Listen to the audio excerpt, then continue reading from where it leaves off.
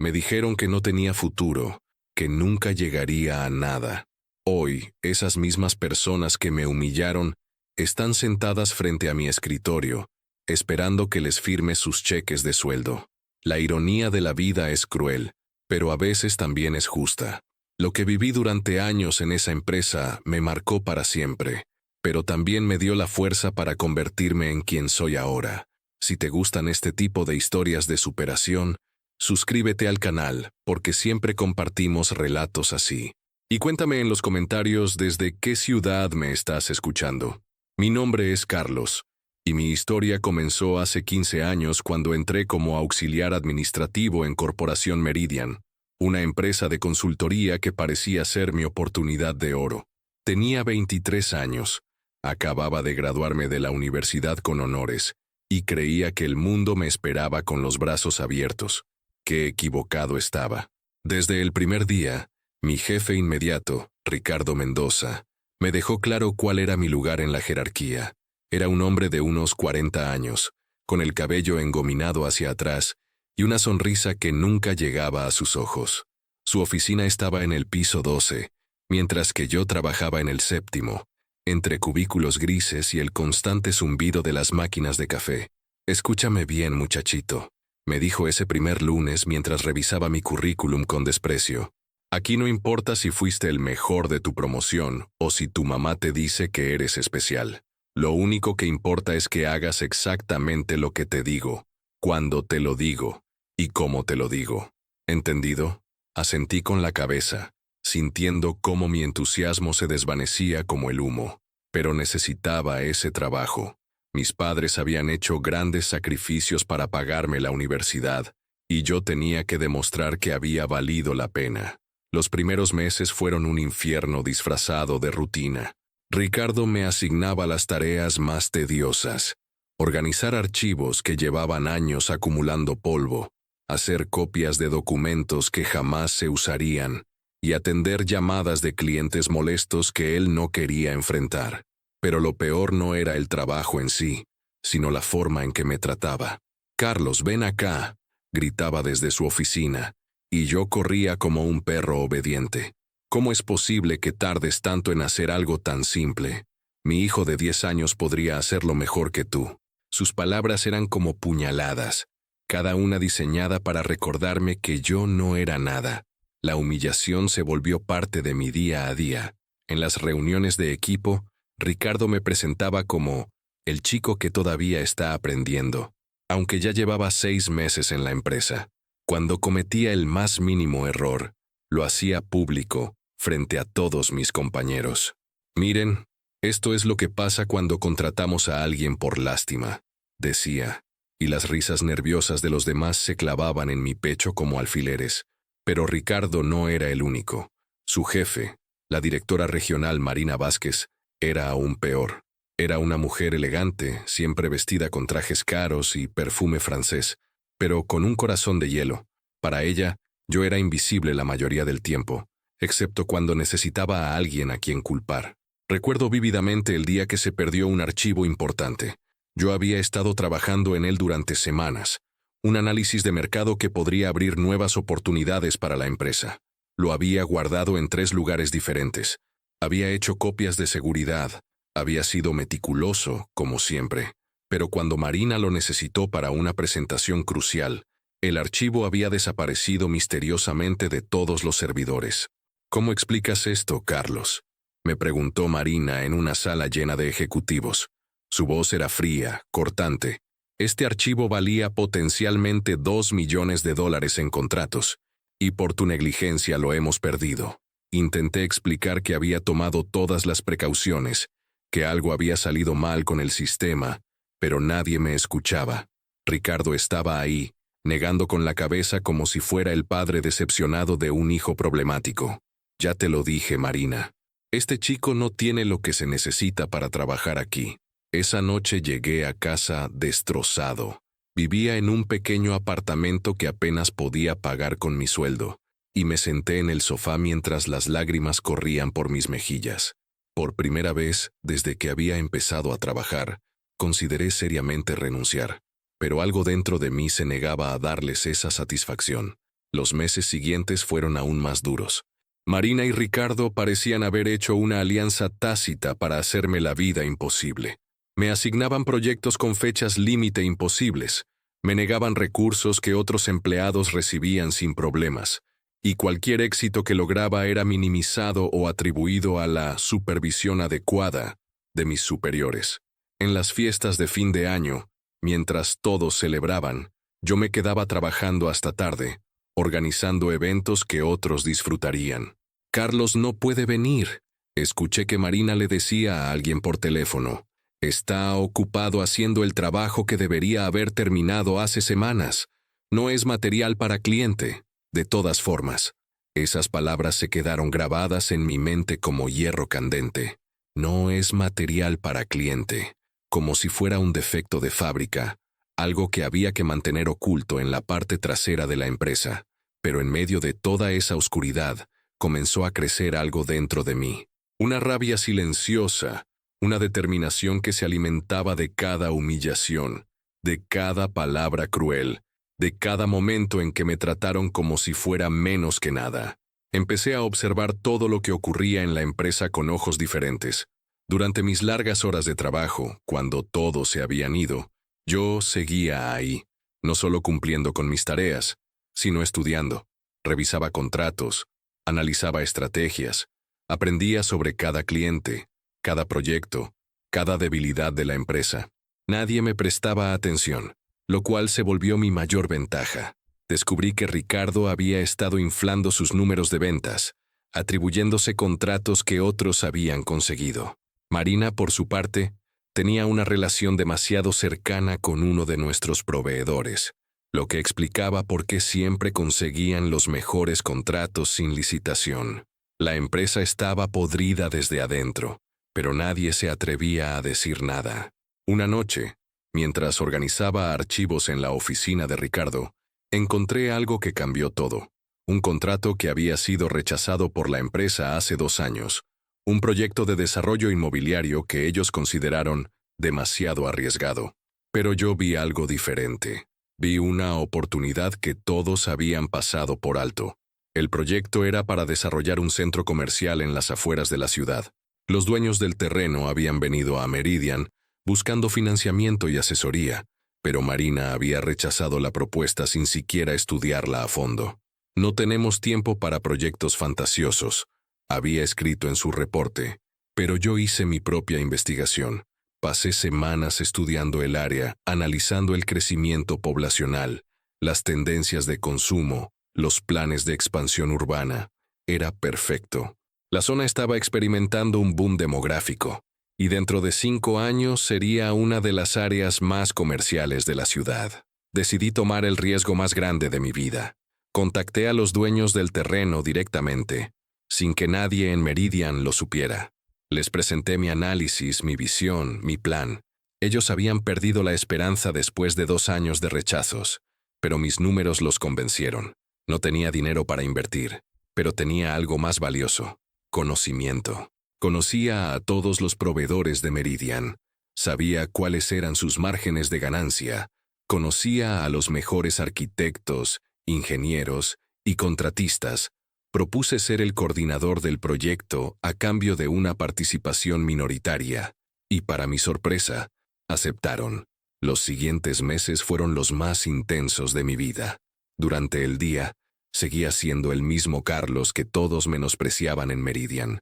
Llegaba temprano, me quedaba hasta tarde, soportaba las humillaciones con una sonrisa forzada, pero durante las noches y los fines de semana, era un hombre diferente.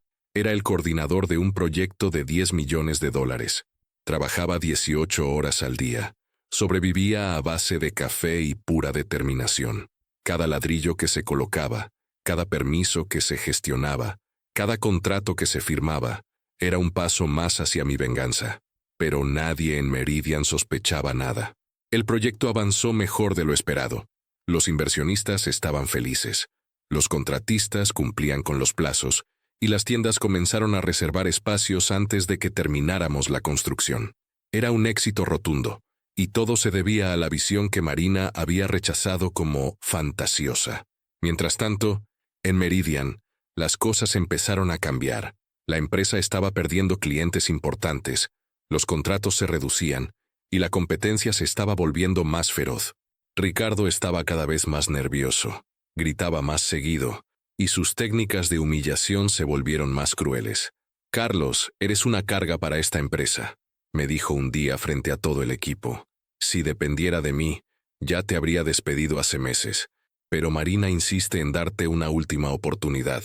No la desperdicies». Esa noche, mientras él se iba a casa en su BMW, yo me quedé trabajando en mi proyecto secreto. En 6 meses, mi centro comercial estaría terminado, y yo habría ganado más dinero del que Ricardo había visto en su vida. La construcción se completó exactamente en el plazo previsto. El día de la inauguración, más de 5.000 personas visitaron el centro comercial. Las ventas del primer día superaron todas las expectativas, y los medios de comunicación local cubrieron el evento como el nuevo hito comercial de la ciudad. Pero yo no estaba ahí para celebrar. Estaba en mi cubículo gris, cumpliendo con mi horario en Meridian, esperando el momento perfecto para revelar mi secreto. Ese momento llegó 2 semanas después. Meridian había perdido otro cliente importante, y Marina convocó a una reunión de emergencia. Todos los empleados estaban reunidos en la sala de conferencias, y el ambiente era tenso. «Como todos saben», comenzó Marina, «hemos tenido un trimestre difícil. Necesitamos ideas frescas, proyectos innovadores, cualquier cosa que pueda salvar a esta empresa». Ricardo se puso de pie, como siempre, para tomar el control de la situación. «Lo que necesitamos es deshacernos de los elementos que no contribuyen», dijo, mirándome directamente. «No podemos permitirnos cargar con empleados que no generan valor». Ese era mi momento. Me puse de pie lentamente, sintiendo como todas las miradas se dirigían hacia mí. «Tengo una propuesta», dije con voz firme. Ricardo soltó una carcajada sarcástica. «¿En serio? ¿El chico que perdió el archivo de $2 millones tiene una propuesta? Esto debería ser interesante». Saqué mi laptop y conecté el proyector.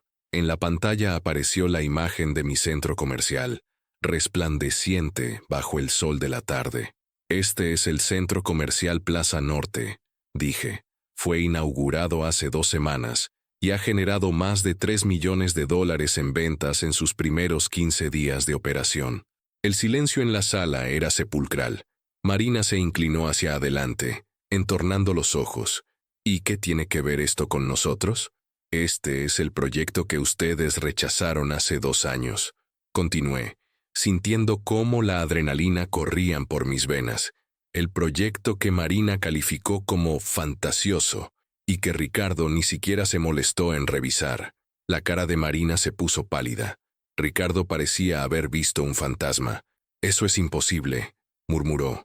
«No solo es posible», dije, cambiando la diapositiva para mostrar los números financieros. «Es rentable, muy rentable. Y yo soy el coordinador general del proyecto, con una participación del 20%. Las siguientes diapositivas mostraban todo: los contratos, las ganancias, los planes de expansión. En ese momento, todos en la sala se dieron cuenta de que el empleado al que habían estado humillando durante años era, en realidad, millonario. «¿Cómo es posible?», preguntó Marina con voz temblorosa. «Muy simple», respondí, disfrutando cada segundo de su shock. «Mientras ustedes me tenían organizando archivos y haciendo copias, yo estaba aprendiendo. Cada contrato que revisé, cada cliente que atendí, cada humillación que sufrí, me enseñó algo. Ustedes me dieron acceso a toda la información que necesitaba para entender este negocio mejor que ustedes mismos». Ricardo se puso de pie bruscamente. «Esto es traición. Utilizaste recursos de la empresa para tu beneficio personal». «¿Qué recursos?», pregunté con calma. «El conocimiento que adquirí trabajando 18 horas al día, la experiencia que gané soportando sus maltratos, o tal vez se refiere a las noches que pasé aquí, sin pago extra, aprendiendo todo lo que ustedes se negaron a enseñarme». Marina intentó recuperar el control. «Carlos, esto es impresionante. Pero sigues siendo empleado de esta empresa. Necesitamos hablar sobre cómo podemos incorporar tu experiencia en nuestros proyectos futuros». Me reí. Una risa genuina, liberadora, que había estado conteniendo durante años. ¿Incorporar mi experiencia? Marina, ustedes no entienden la situación. Yo no vengo aquí a pedirles trabajo. Vengo a ofrecérselo. Cambié a la última diapositiva. Corporación Meridian está en quiebra. Han perdido el 60% de sus clientes en los últimos 2 años. Tienen deudas por más de $5 millones. Y sus únicos activos valiosos son esta oficina y algunos contratos que vencen en 6 meses. El silencio era ensordecedor. Marina tenía las manos temblorosas. Ricardo se había desplomado en su silla. Pero yo tengo una propuesta.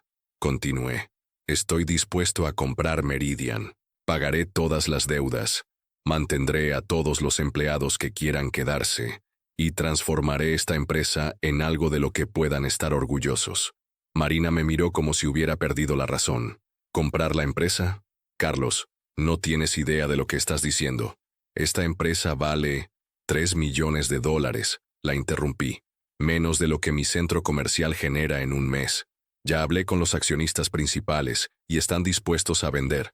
Solo necesito que ustedes dos firmen los contratos de traspaso. Ricardo se puso de pie furioso. Esto es ridículo. No voy a permitir que un empleado de medio tiempo tome control de la empresa. Ricardo, dije con voz tranquila, tú ya no tienes poder para permitir o no permitir nada. Los accionistas han aceptado mi oferta. La única pregunta es si quieren quedarse como empleados o buscar trabajo en otra parte. La reunión terminó en caos. Marina salió corriendo de la sala.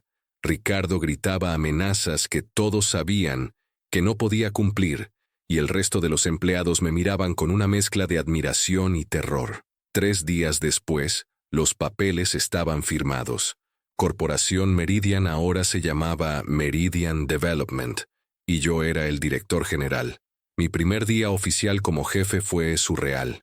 Llegué a la misma oficina donde había sido humillado durante años, pero ahora era mi oficina.